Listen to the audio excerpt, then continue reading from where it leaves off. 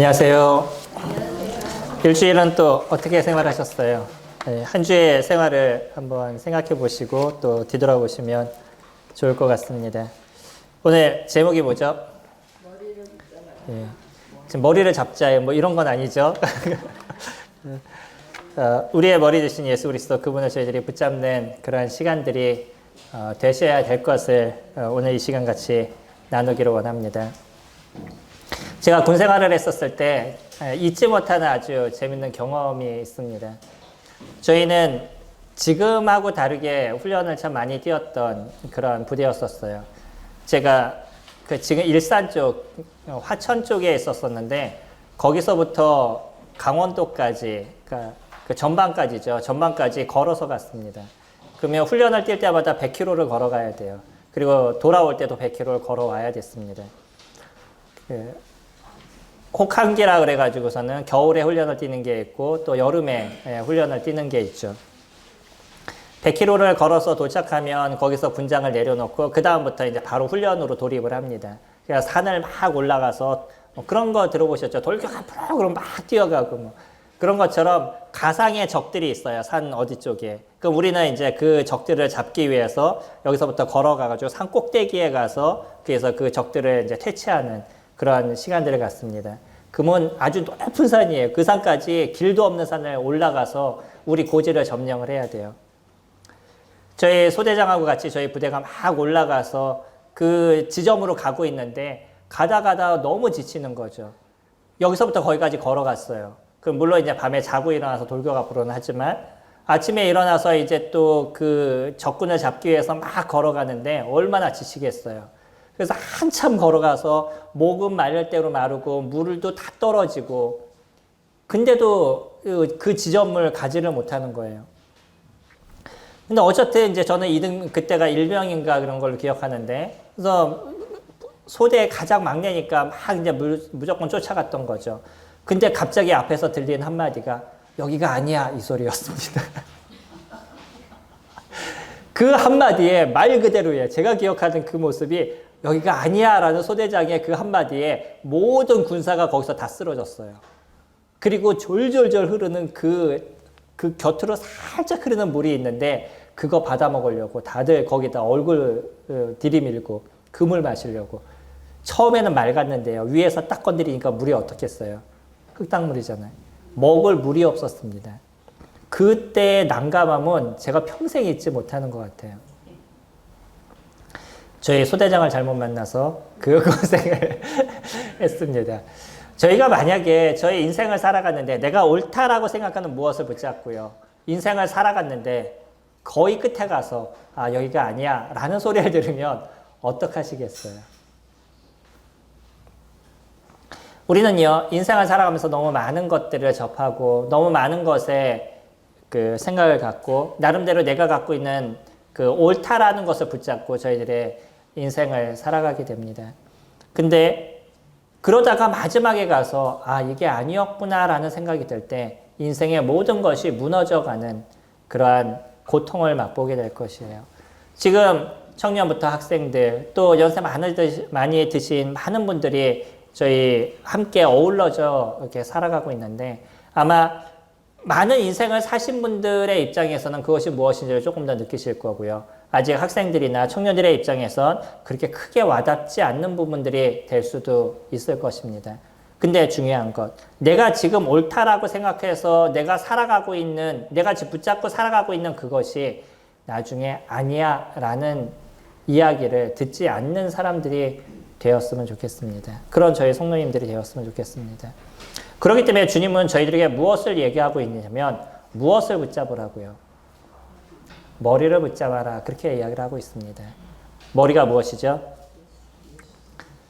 이 교회의 머리 대신 예수 그리스도 그분을 이야기를 하고 있습니다. 그 속에서 저희가 함께 공급함을 받는다라고 얘기하죠. 19절 말씀 보시면 오늘 본문 골로새서 2장 8절부터 23절까지 같이 살펴볼 것인데요. 그 중에 19절 말씀 보시면 머리를 붙들지 아니하는지라 온 몸이 머리로 말미암아 마디와 힘줄로 공급함을 받고 연합하여 하나님이 자라게 하심으로 자라느니라. 우리는 머리에서부터 공급함을 받는 그런 존재들입니다. 그래서 머리를 통해서 각 힘줄로 또 각 사람들로 여러 곳으로 그것이 흩어져 나가서 거기에서 바른 삶의 중심을 갖고 인생을 살아가는 존재들이에요. 그러나 그러한 그리스도인들이 만약에 머리를 붙잡지 않는 인생을 살아가게 되면 결국은 잘못된 길로 걸어갈 수 있다는 것에 대해서 생각하셔야 됩니다. 지난주에 저희가 무엇을 교재를 드렸죠? 제목이 무엇인가요? 제목은 기억하시죠? 예, 보물지도라고 제가 제목을 줬습니다. 그리고요, 그 보물지도, 결국 이 보물을 소유하는 것은 어떤 것이라고 말씀을 드렸죠? 그 가운데서 행하는 것이다 라고 말씀을 드렸어요. 저희가 그 보물을 소유하는 것, 그것이 나의 것이 되는 것은 내가 그 안에서 행하는 것이고요. 그 행하는 방법은 어떤 거냐면 그 안에, 그리스도 그분 안에 뿌리를 박는 거다라고 했죠. 그 뿌리가 제대로 박히면 그곳에서 세움을 입게 될 것이고요. 그래서 그 안에서 얻는 그 교훈에 따라서, 그 믿음에 따라서 살아가야 된다라고 얘기했었어요. 그러한 삶을 저희들이 살아가게 됐었을 때 저희들의 입술에서 무엇이 나온다고요? 감사가 나오게 되어 있습니다. 크리스찬들은요, 저희들의 입술에서 감사가 나오는 인생을 살아가게 되어져 있는 거예요. 근데 그 감사는 그냥 나오는 것이 아니고요. 그냥 어느 날 주님이 무엇인가 도와주시면 감사하고 어느 날 뭔가 좀 도와주지 않으면 짜증이 나고 화가 나고 그러는 것이 아니고요. 우리가 감사가 계속 넘칠 수 있는 건 뭐냐면 그리스도 안에 저희들이 뿌리가 박혀져 있으니까 때로는 어려움이 있어도 그 어려움을 통해서 하나님께서 하시는 역사와 일들을 저희들이 보게 되고 그 먼 곳에서 주님이 어떠한 일들을 만들어 가시는지를 저희들이 알기 때문에 어떠한 모습이든지 그리스도 그분으로 인해서 저희가 감사하는 그러한 심령이 일어나는 것입니다. 이 감사가요, 우리들 마음에서 일어나지 않는데 감사가 되시나요? 어떤 사람은 그런 사람이 있어요. 제가 예전에 한번 깜짝 놀란 적이 있었는데 제가 한번 물어봤어요. 누군가 도움을 주셔서 그 도움 때문에 그 사람이 어떤 도움을 받았습니다. 그래서 제가 많이 좋아지셨나요? 그랬더니 저한테 아니요, 아무것도 안 좋아졌어요. 이렇게 얘기하더라고요. 그리고 나서 조금 지나서 그 도움을 준 분이 어때요? 갔다 오시니까 괜찮아요? 너무 좋아졌어요. 이렇게 얘기하는 거예요. 그 앞에서 바로 들었어요, 제가. 그 얘기를 들으면서 저 사람은 뭐지? 이 생각이 그냥 머릿속에 확 들어오더라고요. 그러니까 일반적으로는 좋아지지 않았는데 그냥 도와준 사람한테는 좋았습니다라고 그냥 얘기해버리고 마는 거죠. 이거는 이중적인 거잖아요. 그렇죠? 우리가 하나님 앞에서 아니면 사람들 앞에서는 그냥 감사합니다라고 얘기하는데 막상 내가 하나님 앞에서 서 있는 나의 모습에 주님 나에게 왜 그러시죠? 왜 이렇게 힘들어 하시죠? 이거는 이중적인 거잖아요. 우리들 안에서 감사는 그렇기 때문에 실질적으로 일어나지 않으면 우리들의 삶이 이중적이 되어져 버리거나 잘못된 모습이 되어져 버릴 수도 있는 겁니다. 그래서 감사는요, 그리스도 그분 앞에 정확한 뿌리가 박혀져 있고 그분 앞에서 저희가 세움을 입어서 주님이 주시는 그 공급함의 믿음 속에서 살아가게 됐었을 때 우리들 안에서 일어나는 진정한 감사가 넘치게 되어져 있다는 것이에요. 그거는 우리의 평생에 가서 배우게 될 그런 주님에 대한 모습입니다. 이것이 잘 이루어진 사람들을 성숙한 사람이라고 얘기를 하는 것이고요. 아직도 그것을 배워가는 사람들을 영적으로 성장해 나가는 모습 속에 있다라고 얘기하는 거죠. 우리가 주님 안에서 많이 있거나 성경을 많이 알거나 우리가 이런 걸 갖고서는 성장했다라는 표현을 쓰지 않습니다. 진짜 성장한 것은요, 그리스도로 인해서 감사하는 삶이 넘치는 모습들을 가져가는 것들. 예전에 제가 찬양이 잘 기억이 나지 않는데 한 분이 복음을 전하기 위해서 다른 데를 갔다가 집에 딱 들어오는데 어디서 불이 나더라고요. 그래서 불 나는 걸 딱 쳐다봤더니 그곳이 어디냐면 자기 집이었었어요. 복음을 전하고 집으로 돌아왔는데 내 집이 불타고 있는 거예요. 근데 그것을 보면서 하나님의 은혜에 대한 찬양을 줬습니다. 그게 저희가 부르고 있는 찬양 중에 하나예요. 가능하시겠어요? 그분은 이중적인 삶이었을까요? 그 모습 속에도 진짜 마음속에 감사가 일어났던 것일까요? 어려움 속에 있지만 그럼에도 불구하고 나 같은 사람을 도우시고 인도하시는 주님의 그 모습을 그가 정확하게 알았기 때문에 진정한 감사가 그곳에서 넘쳤고 그 속에서 찬양을 지을 수 있는 힘이 생겨났다는 거죠. 그게 그리스도 안에 뿌리가 박히지 않고선 있을 수 없는 문제인 것입니다. 우리는 어디에 뿌리를 박혀 있는 사람들이에요? 그리스도 그분 앞에 저희들이 뿌리가 박혀져 있는 사람들이 아닌가요? 그러면 그곳에서 세움을 받아야 되는 존재들인 거죠. 그리고 그곳에서 공급함을 받는 존재예요. 하나님의 말씀에 공급함을 받는 것이고 그 공급함이 우리들의 믿음의 견고함으로 서어져 나가는 것이고 그렇기 때문에 그 속에서 감사가 넘치고 주님을 찬양하는 모습이 우리들 안에서 일어나게 되어져 있는 것이죠. 바울은요, 골로새 교회가 그런 교회가 되기를 원했습니다. 그리고 그렇게 하라라고 기도하는 마음을 그는 매일 갖고 있었던 사람이었었어요. 그럼에도 불구하고 이 골로새 교회가 갖고 있는 몇 가지의 문제점이 있었습니다. 거기에는 그리스도를 붙잡지 않는 다른 문제들. 그들 스스로는 우리는 열심히 주님을 섬깁니다라고 얘기하지만 사실은 그들의 실생활 속에서는 그리스도를 붙잡지 않는 여러 문제들이 있었어요. 이런 문제들에 대해서 바울은 한 가지씩 설명을 해주고 있습니다.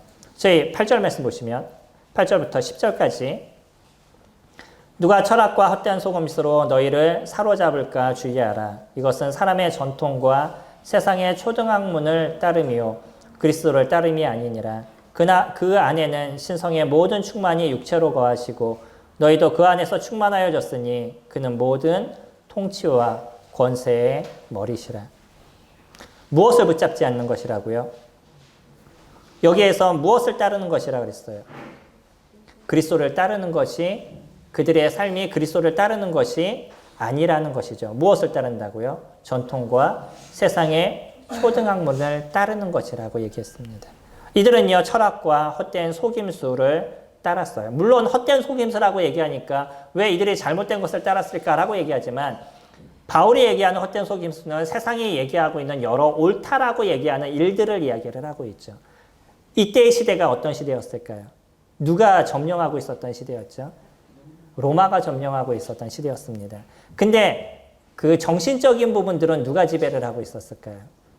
헬라가 지배를 하고 있었습니다.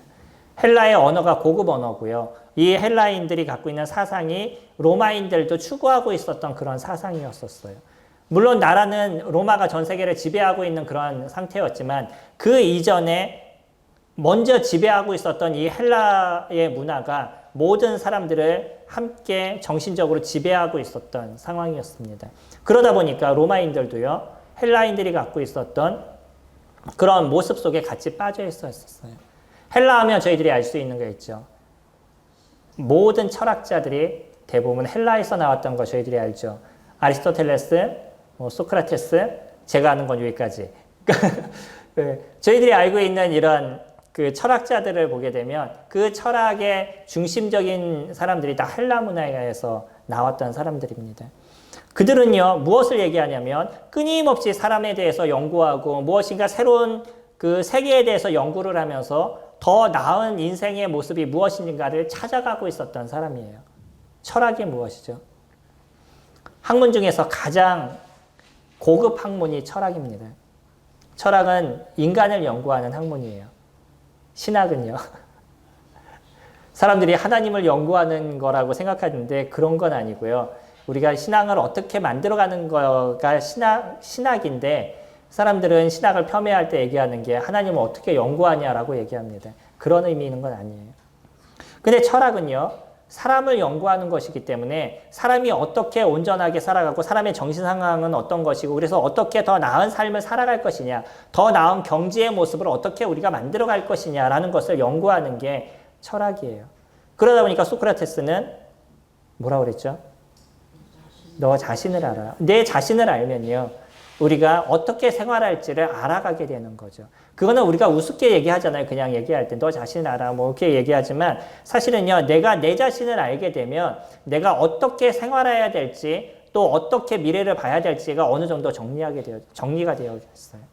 지금은 이것이 어떤 쪽으로 많이 드러나고 있냐면 고급적으로 철학을 하시는 분들도 계시지만 일반적인 모습에서 심리를 하시는 분들이 계시죠. 그러니까 심리학입니다. 제가 심리학을 전공한 사람이잖아요.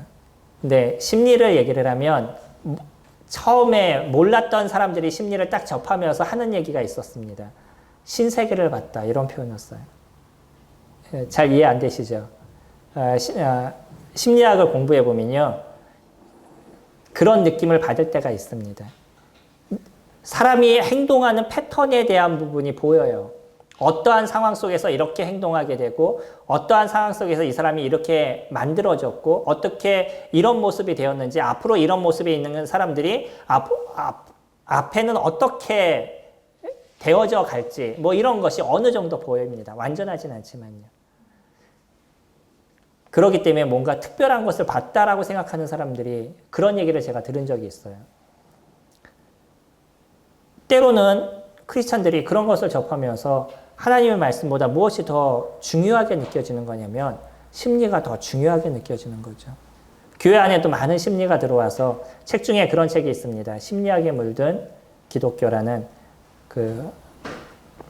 오카노 목사님의 아들분이 쓰신 그런 책이 있었어요. 그 책은 이 지금의 기독교가 얼마만큼 심리학에 물들어져 있는지에 대한 내용을 적어주고 있고요. 하다못해 일반 신학대에서는 그런 심리를 이용해서 설교하는 법들을 가르쳐줘요. 그래서 제가 교제를 하다가 한 15분에 한 번씩 아멘 하면 성도님들 따라 하시잖아요. 저는 그렇게 안 하죠. 근데 일반 교회들 보면 그럴 때 많잖아요. 막 하다가 아멘 그럼 막 성도님 막 따라 하시죠. 이걸 어떻게 사용하는 거냐면 사람들이 집중할 수 있는 게 길음은 25분, 짧으면 15분입니다. 15분만 지나면 딴 생각하셔요. 그때 한 번씩 딱 던져드리면 다시 집중이 쫙 돼요. 이해되시나요? 이게 심리를 사용하는 부분들인 거예요. 그러니까 설교를 하면서도 심리를 쓰게 되는 거죠. 제가 심리를 알면서 더 조심한 게 뭐냐면 알니까 더 안 하게 되는 거예요. 더 조심하게 되는 거죠. 하나님의 역사와 성령이 함께 하시는 메시지가 선포가 돼야 되는데 그러한 것을 통해 가지고 뭔가를 붙잡으려고 노력하는 것에 계속 고민을 하게 되는 겁니다. 사람들은요, 이런 걸 접하면서 무슨 생각이 드는 거냐면, 말씀보다 이게 더 좋아 라는 생각들을 가져가게 됩니다. 경제를 공부하다 보면 이 세상에 어떻게 돈이 흐름이 어떻게 흐르는지에 대한 것이 보이는 거예요.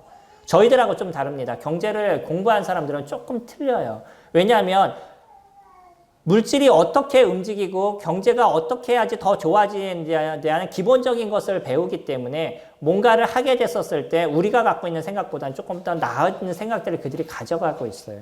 그러니까 그런 사람들의 생각들이 어디에 중심을 가지겠어요? 어떻게 하면 돈을 벌까? 어떻게 상황하면, 어떤 모습으로 되면 더 나아질까? 이런 부분에 대한 생각만을 더 많이 갖는 거죠. 그러면 기도를 통해서 우리들의 삶이 좋아지는 게 빠르겠어요? 경제적인 걸 잘 사용해서 좀 더 나은 걸 만들어가는 게 더 좋아지겠어요? 뭐가 더 옳겠어요? 사람들은 자꾸 그것에 마음을 쓰는 겁니다. 당시에 헬라 문화였었어요.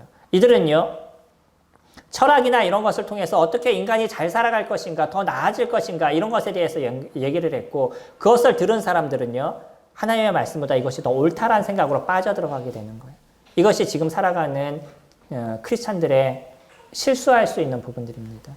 우리가 학교에서 많은 것을 배워요. 그리고 우리의 미래에 대한 것을 준비를 합니다. 대학을 좋은 데를 가려고 그러고 좋은 직장을 가려고 그래요. 그러면서 무엇을 찾아가는 거죠? 좀 더 편안한 삶, 좀 더 나은 삶을 찾아가기 위한 것이고 그러다 보니까 여러 학문과 여러 사람들이 얘기하는 것을 쫓아서 인생을 살아가는 경우가 적지 않게 많아야 했어요. 나중에 끝에 갔었을 때 이 길이 아닌가벼 라고 얘기하면 어떡하시겠어요? 우리가 무엇을 붙잡으라고 얘기하는 거죠? 바울은요. 그것은 세상의 초등학문이다 라고 얘기합니다. 그건 사람의 전통을 붙잡는 것이고 초등학문인 것이고요. 초등학문이라는 자체는 뭐냐면 그냥 기초적인 것들. 그러니까 우리가 뭔가 살아가는데 도움은 될 수 있지만 그것이 완전한 것은 아니라는 거예요.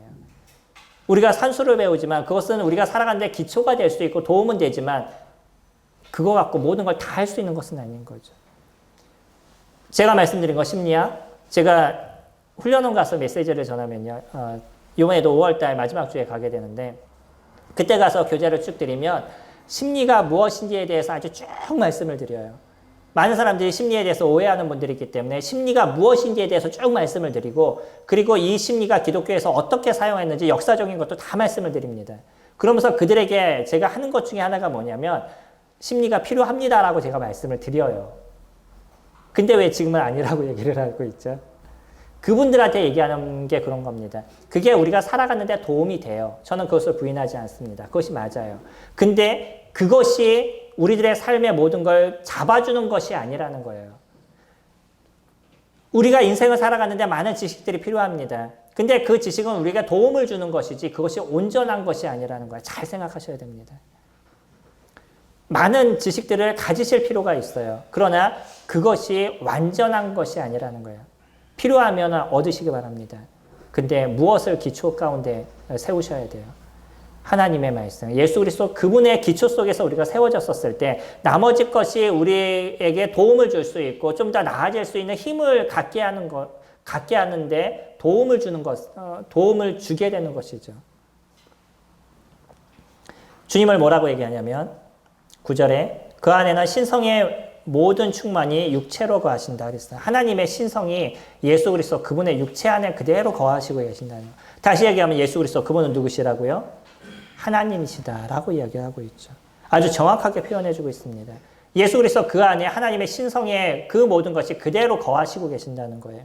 그래서 10절에 너희도 그 안에서 충만하여졌으니 성도님들이 그리스도 안에서 충만한 삶이 되어진 사람입니다. 잘 보시기 바랍니다. 너희도 그 안에서 충만해질 것이니 충만해질 수도 있으니 뭐라고 얘기하죠? 과거예요, 현재예요, 미래예요? 과거입니다. 이미 이루어졌다라고 얘기하고 있어요. 그 안에서 이미 우리는 충만해졌습니다. 그리스도 그분을 통해서 우리가 충분하게 주님의 은혜를 입는 인생을 살아가는 것이고요. 그리스도 그분이 갖고 있는 그 속성을 저희들이 닮아가는 인생을 살아가고 있는 것이에요. 그것을 이행하느냐, 그것을 이행하지 못하느냐, 그것이 우리에게 문제인 것이죠. 그는 모든 통치와 권세의 머리시자라고 그랬죠. 세상의 그 어떤 것도, 이 세상을 지배하고 있는 악한 세력도 감히 주님의 자녀에 대해서 함부로 하지 못한다라고 얘기하는 것이에요. 우리가 무엇을 붙잡았을 때?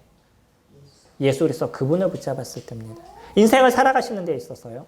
우리가 주님을 섬기는 데 있어서 그리스도 그분이 우리에게 중심이 되시면 우리가 살아가는 그 하루의 일정에 주님의 그 크심과 아니면 그분이 우리에게 베푸신 은혜를 새록새록 생각하는 인생을 살아가시게 될 겁니다.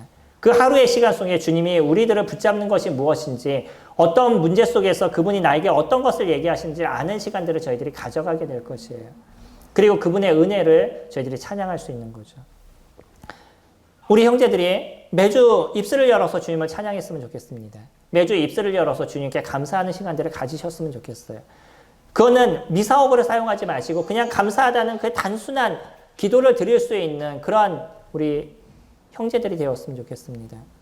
이거는요, 내 삶에 감사가 되면 당연히 나타나는 모습이 아니겠어요? 우리가 일주일을 사는데 주님의 은혜가 우리에게 풍성하면 주님의 만찬 시간에 우리들의 입술을 열어서 감사하지 않겠어요? 이건 순서에 따라서 하는 것도 아니고요.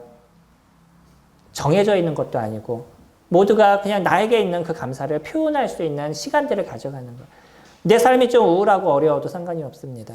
그 속에서 주님이 어떻게 나의 안에서 위로를 주시는지 그 위로를 감사하는 거죠.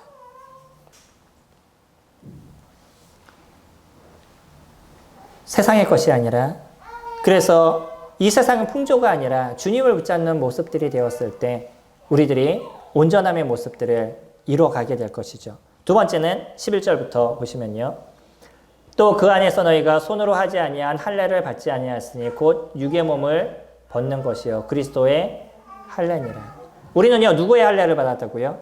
손으로 한 할례가 아니라 그리스도께서 해주신 할례를 받았다라고 얘기해요. 할례는 무엇을 얘기하냐면 이스라엘 사람들이 이스라엘 백성들이 유대인이라는 증표인 거죠. 그들은 나면서 8일 만에 할례를 받았습니다. 그 할례를 통해서 그들은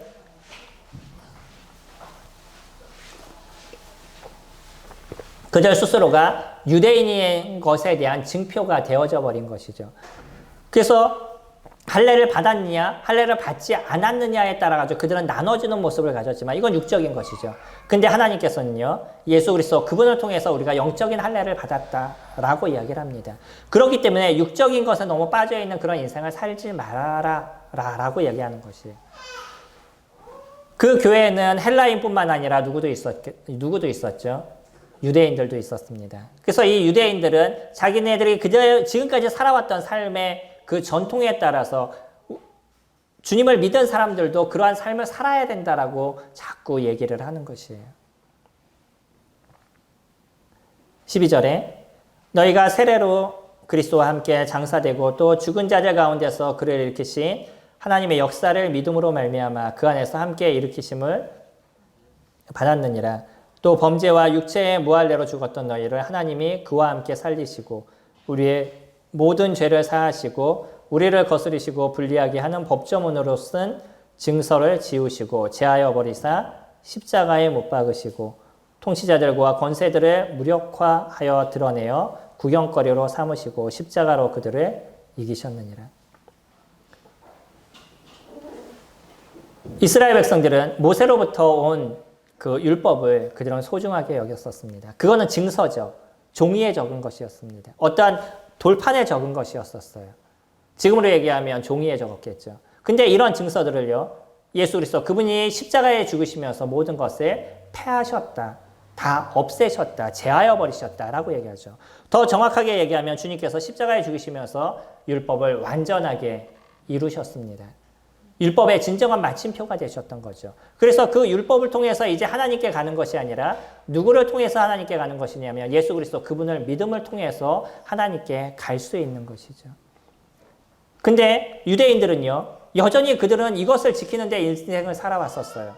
그리고 주님을 믿었다 할지라도 이것이 소중하다라고 생각하고요. 이것이 되지 않으면 우리가 영적으로 잘 성장하는 것이 아닙니다 라고 얘기했던 그런 사람들이 있었습니다. 이것을 신앙이라고 얘기하고 있는 것이죠. 우리들도 그럴 때가 있지 않나요? 뭐 이것을 해야지만 이것이 영적인 것이고 저것을 해야지만 이것이 영적인 것이다. 그래서 예전에 저희 자매가 귀걸이 했더니 그 교회에서 귀걸이 하면 안 된다고 와서 툭툭 쳐가지고 귀걸이 다 빼고요. 그리고 짧은 치마 입으면 안 된다 그래가지고 몽빼 치마 입고 다니고 저희 자매 처음에 그랬었습니다. 발끝 보이지 않는 치마. 성경에서 과연 그런 단어가 나오는지는 잘 모르겠지만 어쨌든 그렇게 입으라 그래가지고서는 그것이 아니면은 무엇인가 비영적인 삶을 사는 것처럼 얘기를 했었어요. 그것이 우리들의 영적인 것을 얘기하는 것이 아닙니다. 이게 형식적인 것에 대해서 저희들이 조심할 필요가 있어요. 자매님들 너울을 왜 쓰시죠? 너울을 쓰는 목적이 무엇이에요? 이 교회에 오니까 자매는 너울을 쓰라. 그래서 너울을 쓰시나요? 너울을 쓰는 목적이 무엇이죠? 형제를 주관하지 않는 것입니다. 하나님 앞에서 제가 질서를 지키는 것이고요. 천사들 앞에서 표를 두는 것이고요. 형제들 앞에서 제가 형제를 주관하지 않겠습니다라는 고백이 너울이신 거예요. 너울을 쓰고 안 쓰고가 중요한 것이 아닙니다. 무엇이 중요한 것이에요? 그 정신이 중요한 것입니다. 제가 그것을 지키겠습니다라는 것이에요. 자매님들은 그것을 잘 생각하셔야 됩니다. 자매님들이 형제들보다 뛰어나지 않거나 아니면 자매님들이 더 못하기 때문에 그런 것을 하나님께서 요구하시는 것이 아니라 이것이 질서인 것이에요. 창조의 질서이신 것이고요. 범죄로 인해서 생겨난 질서인 것이었죠. 우리가 고린도 전서 11장에 보면 그런 얘기들을 쭉 적어주고 있는데 그 중에 하나가 뭐냐면 범죄를 아담이 먼저 진 것이 아니라 하와가 먼저 졌고라고 얘기를 하고요. 여자를 먼저 만든 것이 아니라 남자를 먼저 만들었다라고 얘기합니다. 사람은 누구나 동일해요. 동등합니다. 하지만 거기에는 질서가 있다는 거죠. 우리 가정에도 부모가 있고 자녀가 있고 이 질서가 있는 것처럼 교회도 장로가 있고 집사가 있고 집사란 표현을 하죠. 장로가 있고 뭐 성도님들이 있는 어떤 질서가 있는 동등하지만 질서가 있는 것처럼 하나님도 아버지 하나님과 성령 하나님과 성자 하나님이 동일하신 하나님이시지만 그 속에서 질서가 있는 것처럼 형제와 자매 사이에도 질서가 있다라고 얘기하는 거죠. 이거는 정식인 것입니다. 너를 썼니 안 썼니 이것에 대해서 싸우는 것이 아니라요. 더 중요한 것, 그것을 지켜가고 있느냐. 내가 더 낫지만 그럼에도 불구하고 질서 안에 하나님 앞에 내가 순종하는 모습을 가져가겠습니다라는 고백이 그 너울인 것이죠. 어떤 분이 너울을 쓰면서 형제한테 막 소리를 지르더라고요. 너울을 왜 쓰는 거죠? 그 의미가 없는 것입니다. 중요한 것은 그 정신인 것이에요. 우리가 형식에 빠지는 그런 인생을 살지 않으셨으면 좋겠습니다. 교회는 적지 않은 어떤 형식에 빠져 있고요. 그것을 지키면 잘하고 있는 것처럼 생각을 갖는 많은 부분들이 있어요. 내가 성경을 무조건 읽으면 그냥 잘하고 영적으로 잘하고 있는 것처럼 느껴지는 것이고요. 내가 그냥 기도를 무조건 하고 있으면 잘하고 있는 것처럼 느껴지는 것이고, 내가 그냥 교회를 잘 참석하고 있으면 내 신앙이 잘하고 있는 것처럼 느껴지는데, 근데 더 중요한 것은 무엇이에요? 성경을 왜 읽느냐? 왜 내가 누구에게 기도하고 있느냐? 그리고 내가 왜 주님 앞에 예배하러 나가 교회를 참석하고 있느냐? 그것이 더 중요한 것이죠. 물론요. 형식이 아름다운 건 뭐냐면 형식이 잘 갖춰지면 우리들의 정신도 잘 갖춰지는 부분들이 이루어져 갑니다. 특히 우리나라는 그러잖아요. 무릎 꿇고 기도하면 뭔가 마음과 정신이 정리된 속에서 하나님께 기도하게 되죠. 근데 누워서 한번 기도해 보셔요. 잡생각이 더 많이 드시죠. 이것이 형식인 겁니다. 형식은 어느 정도 우리의 마음과 생각을 붙잡아주는 힘이 있는 거예요. 그러니까 형식이 안 좋은 것이다, 문제가 있다, 이렇게 말씀을 드리는 것이 아니에요. 중요한 거는 형식만 갖고 얘기하는 그것이 잘못됐다라고 얘기하는 것이죠. 중요한 것을 붙잡으시기 바랍니다. 우리가 형식적인 것에 빠져버리면 교회는 냉랭해지고요. 교회는 아픔의 문제와 서로의 어떤 반목하는 문제, 싸우는 문제들이 적지 않게 많이 발생하게 돼요. 그것이 중요한 것이 아니죠.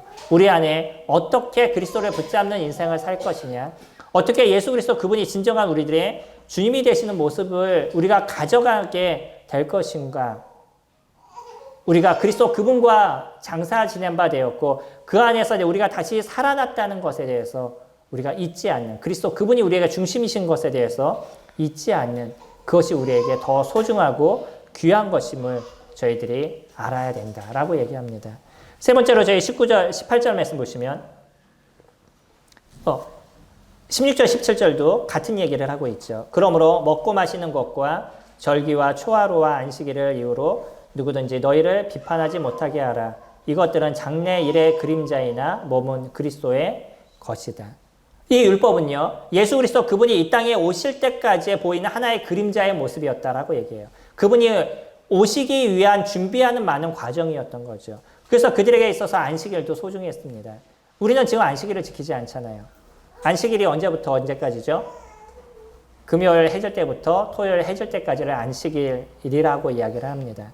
그래서 안식일을 소중하게 여기는 사람들은 아직도 그 시간을 지키고 있고요. 제7일 안식일교 아시나요? 예, 그런 데들이 있습니다. 제7일 안식일교라고 있는데 거기는 안식일날 모여서 예배를 드려요. 물론 뭐 그럴 수도 있으면 좋습니다. 근데 이것만이야 라고 얘기하는 것은 어려움이 되는 거예요. 우리가 안식일을 꼭 지켜야 돼 라고 얘기하는 것은 문제가 되는 것이고요.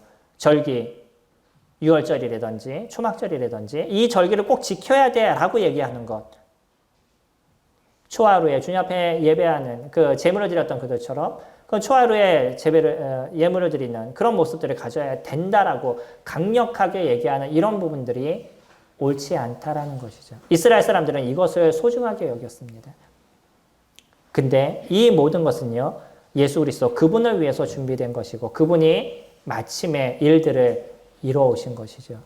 우리들 안에서도 그러한 형식적인 것을 잘 생각할 수 있는 부분들이 있으시면 좋을 것입니다. 18절에 아무도 꾸며낸 겸손과 천사 숭배를 이유로 너희를 정죄하지 못하게 하라. 그가 그 본 것에 의지하여 그 육신의 생각을 따라 헛되이 과장하고 머리를 붙들지 아니하는지라. 온몸이 머리로 말미암아 마디와 힘줄로 공급함을 받고 연합하여 하나님이 자라게 하심으로 자라느니라. 이스라엘 사람들에게 있어서도 천사는요, 소중한 존재였습니다. 천사는 이스라엘 사람들에게 율법을 전달해 준 자라고 그들이 믿기 때문이에요. 저희들이 시내산에서 율법이 제정된 것을 알죠. 모세를 통해서 이스라엘에게 왔지만 모세에게 그 돌판을 준 존재가 누구냐면 천사가 그것을 대행한 일들을 이루었죠. 그러다 보니까 이스라엘 사람들은요, 천사를 소중하게 여겼었어요. 그리고 이스라엘 사람들은 수호 천사가 있다는 것을 정확하게 알았습니다. 성도님들 근처에 천사가 있는 걸 아시나요? 예전에 어떤 분이 했던 얘기 중에 하나가 누군가 술집에 들어가면 천사 7이 술집 그 문 밖에서 기다리고 있다 이렇게 얘기하더라고요. 들어가지는 차마 못하겠고 그 밖에서 기다리고 있다.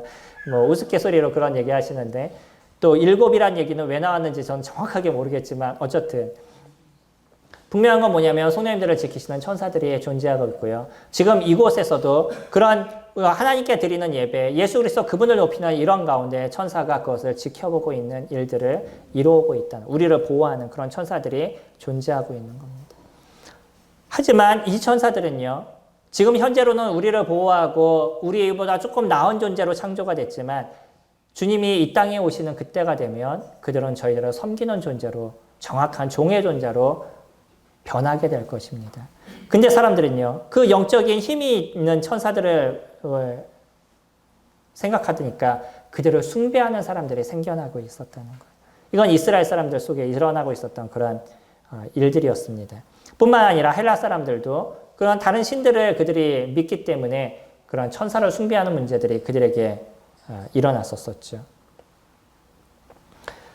이런 부분은요, 어떠한 그 사람들 가운데 갖고 있는 신비적인 모습으로 드러나기 시작했습니다. 어떤 천사가 나에게 새로운 것을 알려줬다라고 얘기하거나 여기서 얘기하는 것처럼 꾸며낸 겸손이라고 얘기하죠.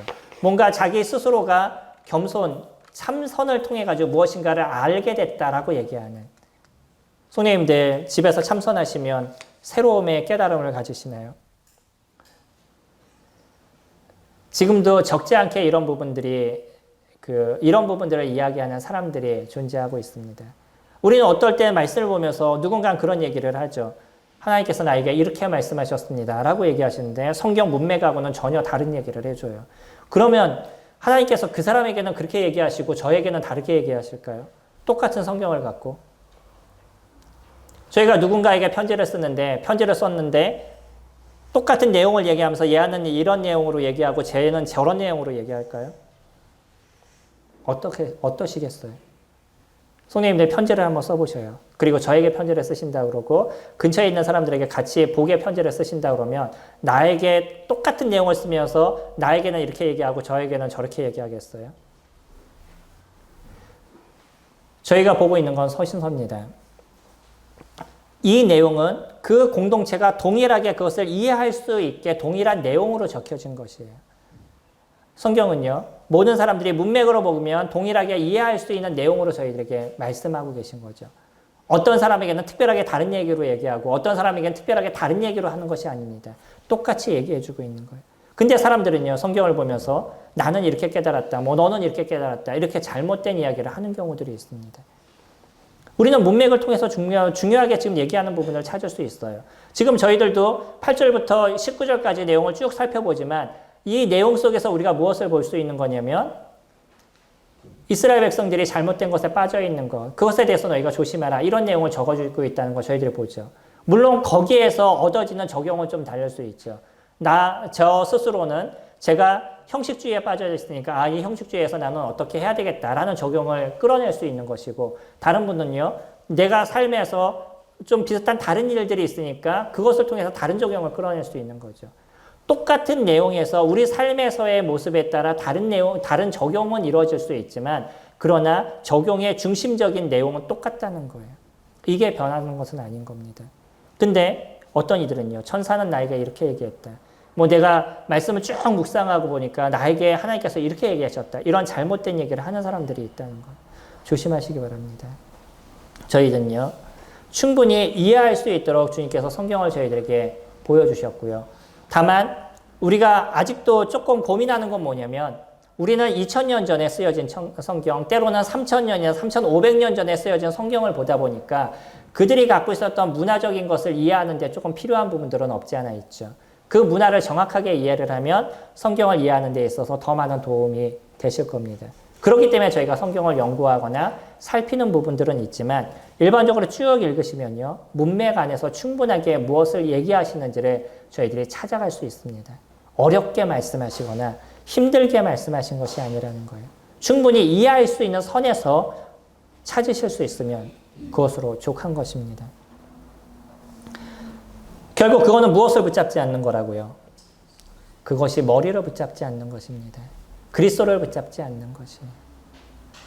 자기의 생각을 붙잡는 것이고요. 어떤 신비적인 것을 붙잡는 것이죠. 마지막으로 저희 20절부터 보시면 너희가 세상의 초등학문에서 그리스도와 함께 죽었거늘 어찌하여 세상에 사는 것 같이 규례에 순종하느냐. 곧 붙잡지도 말고 맛보지도 말고 만지지도 말라 하는 이것이니 이 모든 것은 한때 쓰이고는 없어지리라. 사람의 명령과 가르침을 따르느냐. 이런 것들은 자의적 숭배와 겸손과 몸을 괴롭게 하는 데는 지혜 있는 모양이나 오직 육체 따르는 것을 금하는 데는 조금도 유익이 없느니라. 요가 하시는 분들 계시나요? 요가 해보신 분들? 저희 성도님들은 운동을 잘 안 하시는 것 같아요. 특히 또 요가는 조금 돈이 있으신 분들이 하시기도 하죠. 근데 요가 많이 하시잖아요. 요가 하시면서 뭐 참선을 위해서 요가 하시겠어요? 운동을 위해서 요가 하시겠어요? 요즘 하시는 요가들은 다 운동을 위해서 요가 하시잖아요. 근데 원래 요가는요, 참선을 위한 것이고 자기의 몸을 괴롭게 하기 위해서 시작된 것이 요가인 겁니다. 그래서 몸을 막히게 구부리잖아요. 그 요만한 통 안에 들어가 있고 내 몸을 막 확대하게 되면 신이 나를 어여삐 봐주실 거야 라는 생각에서 만들어지는 것이 이 요가인 겁니다. 그리고 무엇인가 고통을 받으면서 그곳에서 새로운 깨달음을 얻기 위한 그런 마음들을 그들이 갖고 있는 거죠. 지금 여기서 그런 얘기를 하고 있는 것입니다. 뭔가 자기의 그 금욕주의적인 그런 부분들을 가져가고 있는 것이에요. 그리고 뭔가 새로운 것을 그냥 나를 좀 확대함으로 인해서 뭔가를 지금 얻을 수 있는 그런 것에 대해서 그들이 생각을 갖고 있는 겁니다. 사람들은요,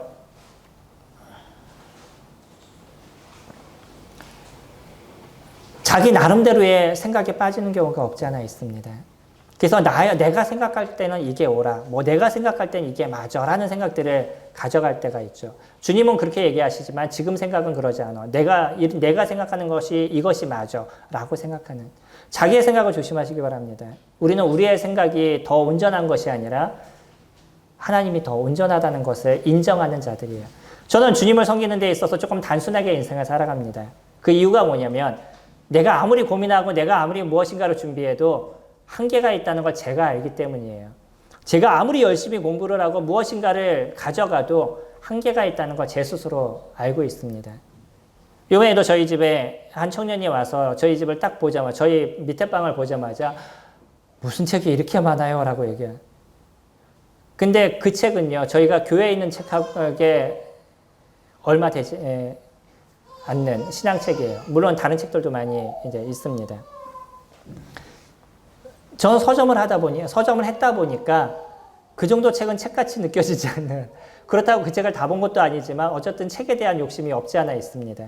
근데 그것을 다 알고 나면 제가 뭐 특별한 것을 알 수 있냐는 것이에요. 제가 그것을 다 이해한다 할지라도 거기 있는 책을 다 이해한다 할지라도 제가 갖고 있는 지식에는 한계가 있음을 제가 알고 있습니다. 그렇기 때문에 단순해져요. 주님께서 해결할 것을 제가 믿고서 인생을 걸어갑니다. 누구를 붙잡으려고 노력하냐면 그리스도, 그분을 붙잡으려고 노력을 하는 거예요.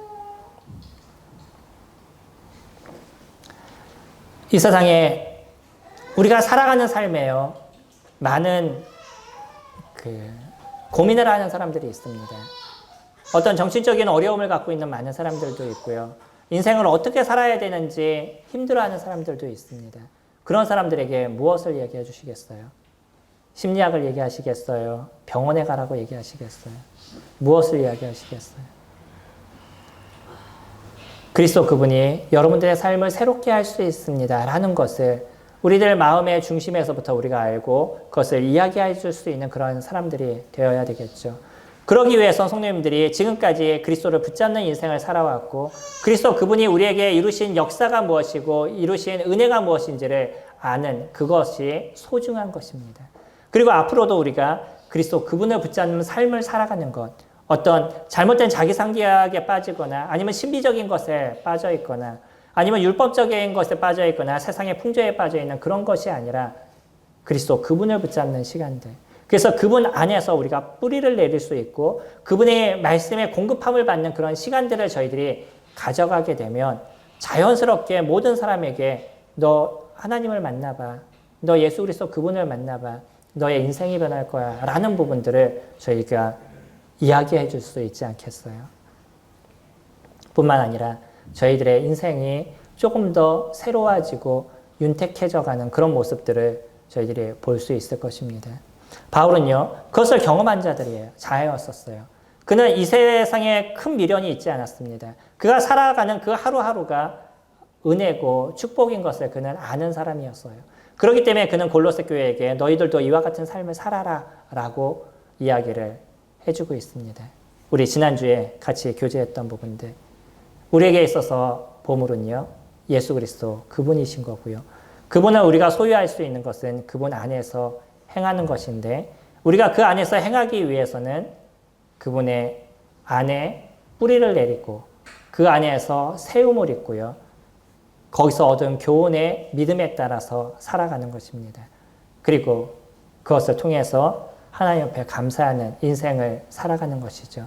그것이 우리가 이 땅에서 가장 소중하고 가장 온전한 인생을 살아가는 지름길이다라고 이야기하고 있습니다. 손님들의 삶에 그리스도를 붙잡는, 그 머리를 붙잡는 인생을 사시는 시간들이 되시기를 소망합니다. 기도하겠습니다.